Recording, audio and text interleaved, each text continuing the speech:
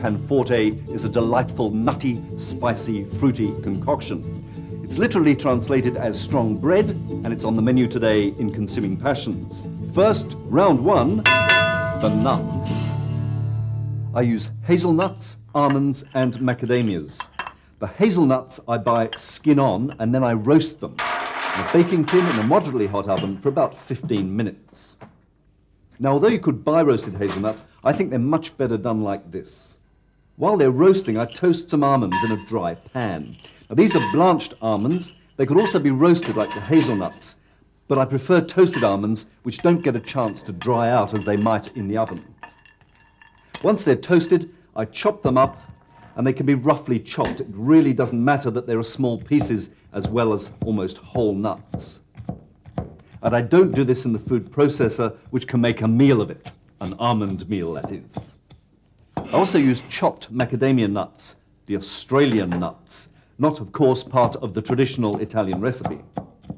When the hazelnuts are suitably roasted, I get rid of the skins, and I do this by putting the nuts in a clean tea towel and coming to grips with them.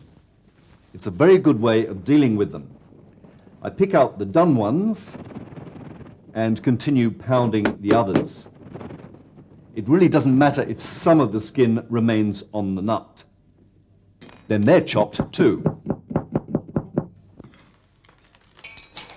All the nuts now go into a large mixing bowl before it's time for, yes, round two, fruits and spices.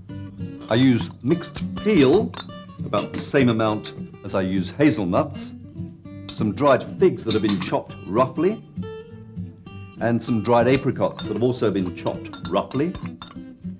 And now to the spices. Powdered cinnamon, a generous amount, somewhat less nutmeg, freshly grated, of course, some powdered coriander. I also add ginger, though most traditional recipes don't. Then I finally chop some cloves, 4 or 5 cloves. And now something of a surprise item, perhaps, in a sweet: pepper. Yes, it's true, a little white pepper. White pepper appeared in even the earliest recipes for Panforte from about 800 years ago. Now, this is all stirred together along with some plain flour. The Panforte is cooked, perhaps not surprisingly, in pans. I use springform pans, and I usually make 2 at the same time because I figure by the time I've gone through all this work, I might as well. Plus, Panforte keeps extremely well as long as your family and friends don't find out you've made them. The pans are lined with non-stick baking paper, and I grease them first to keep the paper in place. Round 3, the sweeteners. Sugar. Caster sugar is put in a saucepan along with a little butter and some honey. I'm using Australian red gum honey, and this is all cooked up together until it reaches the so-called soft ball stage. That occurs when the temperature has reached 118 degrees. It's a good idea to use a sugar thermometer to check the temperature. The sugar thermometer is in fact a great asset to the kitchen if you're doing much confectionery work, and they're not expensive. If you don't have a thermometer, you can tell when the soft ball stage is reached by taking a little of the mixture out and dropping it into cold water. When it's cooled, it should be able to be formed into a small soft ball, hence the expression. When the mixture has reached the right stage, some deft handiwork is required. It's quickly poured in to the dried ingredients and stirred. This requires a bit of strength because the mixture will want to solidify. Once done, it's into the pans and patted down.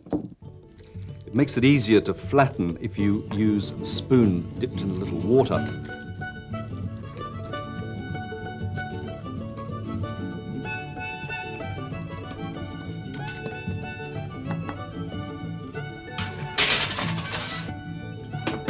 About 150 degrees C for around 30 to 35 minutes. Final round, serving time. Once cooled, it's released from the pan, the bottom paper is removed, it's sprinkled with icing sugar, and there you have it. A small slice for me to test, and the moment of truth. Originally from Siena in Italy, and now from consuming passions. Till next time.